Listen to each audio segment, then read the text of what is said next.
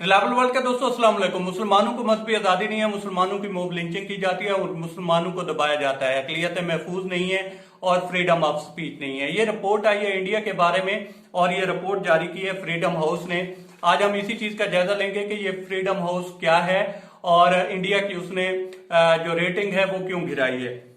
तो जनाब, freedom house ये एक अमेरिका का थिंक टैंक है या एनजीओ कह लें या एक एजेंसी कह लें, और इसका जो काम है ये दुनिया में जो मजहबी आज़ादी है, आज़ादी इज़हार राय है और जो सियासी आज़ादी है, इसका जायजा लेना होता है। और इसमें 200 से ज्यादा ममालिक हैं जिनका ये जायजा लेती है और उसके बाद ये रेटिंग तैयार करते हैं। और इसमें ये होता है कि ये मार्क्स देते हैं और जिस तरह से मार्क्स 100 में से जो 100 होते हैं उसमें से फिर नीचे जितने आते जाएंगे उस एतबार से जो मुल्क होता है उसका स्टेटस जो होता है वो चेंज होता जाता है। तो इस साल भी इन्होंने ये रिपोर्ट तैयार की है और मोस्टली जो भी ये रिपोर्ट तैयार करते हैं उसमें ये इनका जो टाइटल होता है वो होता है फ्रीडम इन द वर्ल्ड। लेकिन इस मतलब इन्होंने जो टाइटल दिया है वो है डेमोक्रेसी अंडर सीज।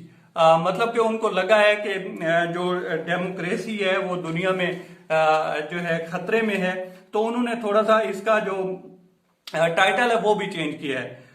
तो उन्होंने जो इंडिया के बारे में रिपोर्ट तैयार की है और इसमें उन्होंने बताया है, उन्होंने कहा जी कि अकलियतों को आजादी नहीं है इस मुल्क में। और उन्होंने बताया कि जो इसमें मोस्टली जो है मुसलमानों को ज्यादा तंग किया जाता है और मुसलमानों की मॉब लिंचिंग की जाती है। और खासतौर पर उन्होंने हवाला दिया कि जब ये कोविड-19 आया और इसमें जो मुसलमानों को इस चीज का जिम्मेदार करार दिया गया और कहा गया कि जी ये मुसलमान फैला रहे हैं और इनकी वजह से कोविड फैल रहा है, तो इसकी मिसाल दी गई और बताया गया कि मुसलमानों को यहाँ पे जो है दबाया जाता है। इसके अलावा उन्होंने कहा जी कि जो ज्यादातर मजहबी आजादी वहां पे नहीं है, अकलियतें अपने आप को जो है महफूज तस्वुर नहीं करती। इसके अलावा उन्होंने कहा जी कि जो सियासी आजादी है वो भी वहां पे नहीं है। जो गवर्नमेंट के खिलाफ लोग बोलते हैं उनकी आवाज को दबाया जाता है और उनको थ्रेट किया जाता है। और खासतौर पर उन्होंने कहा जी कि जो सहाफी लोग हैं या गैर सरकारी तंजीमें हैं अगर वो भी बोलती हैं तो उनको भी जो है दबाया जाता है। अच्छा, इस रिपोर्ट के जो पहलू होते हैं वो ये होता है कि उनका जो एक तरीकाकार है उसमें पहली जो टर्म है वो है फ्री डेमोक्रेसी। इसके अलावा वो लिखते हैं पार्शली फ्री और जो तीसरा इनकी किस्म है वो है नॉट फ्री। एक तो मतलब कि मुकम्मल आजादी जिसे कह सकते हैं, इसके अलावा जुजवी आजादी और गैर आजाद। तो पाकिस्तान को तो इन्होंने पहले ही इसमें पार्शली फ्री में डाला हुआ था और जुजवी आजादी में डाला हुआ था। और जो हमारे इंडिया के दोस्त हैं वो इस पे बहुत खुशियां मनाते थे कि आपके मुल्क में मजहबी आज़ादी नहीं है और रैंकिंग ये बताती है तो वो बताती है। लेकिन इस मरतबा जो है इंडिया भी उस रडार में आ गया है और उनको भी जो पार्शली फ्री है उसमें जो है डाल दिया गया है। और उसकी वजूहात यही बताई गई हैं कि मुसलमानों को दबाया जाता है और जो सियासी लोग हैं उनको जो है सियासी आज़ादी नहीं होती कि वो किस बारे में क्या कहते हैं। इसके अलावा जो वोटिंग वगैरह होती है उसके निज़ाम को भी ये जज करते हैं, उसमें भी वो कहते हैं कि लोगों को आज़ादी नहीं है। सहाफ़ी और गैर सरकारी जो तंजीमें हैं उनको भी आज़ादी नहीं है। तो टोटल जो होते हैं 100 होते हैं मार्क्स। और पिछले साल जो लास्ट ईयर उन्होंने उन्होंने रिपोर्ट तैयार की थी और इशू की थी तो उसमें जो इंडिया का नंबर था वो 71 था और उसमें वो जो था वो आता था फ्री डेमोक्रेसी में। लेकिन अब उसकी जो है रेटिंग डाउन की है इन्हीं वजूहात की बिना पर और उसको अब डाल दिया पार्शली फ्री में। और उसकी जो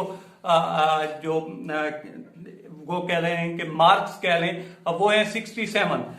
लास्ट ईयर थे 71, अभी आ गया है वो 67 पे। तो इसको बहुत सारे अखबारात ने भी कवर किया है, बीबीसी ने कवर किया है, इसी तरह इंडिया के कुछ अखबार हैं उन्होंने भी कवर किया है जिसमें उन्होंने लिखा है कि from free to partially free. लेकिन इसमें वो खास तौर पर जिक्र किया गया है मोदी सरकार की दूसरी टर्म का कि जब से उन्होंने 2019 से जो है दोबारा कंट्रोल संभाला है गवर्नमेंट का, तो उसके बाद जो है अकलियतें अपने आप को गैर महफूज जो है तस्वुर करती हैं, जिसमें उन्होंने गालबन जिक्र भी किया है कि जब अमेरिका के सदर आए थे तो तब जिस तरह से मॉब लिंचिंग हुई और मुसलमानों को जो है मारा गया और लोग उसमें हलाक हुए, तो इसका भी उन्होंने जिक्र किया है। तो ये रिपोर्ट है पूरी, और इसमें इन्होंने ये सारी चीजें बताई हैं। इसमें पाकिस्तान को भी टारगेट किया गया, और पाकिस्तान को टारगेट करने के तो मामला समझ आते हैं, लेकिन दुनिया की जो सबसे बड़ी डेमोक्रेसी है और उसको वो जो दावा करते हैं उनकी इन्होंने कलाई खोल के रख दी है। पाकिस्तान को तो टारगेट किया जाता है डिफरेंट वजूहात की बिना पर, उसमें काफी सारे मेहरबान हैं जो मेहरबानी करके पाकिस्तान को टारगेट करवाते हैं, लेकिन इंडिया की इतनी बड़ी लॉबिंग है उसके बावजूद ये जो सच है वो नहीं दबाया जा सका और वो सामने आ गया। तो ये थी सारी रिपोर्ट और ये सारा मामला है जो कि उन्होंने बताया है।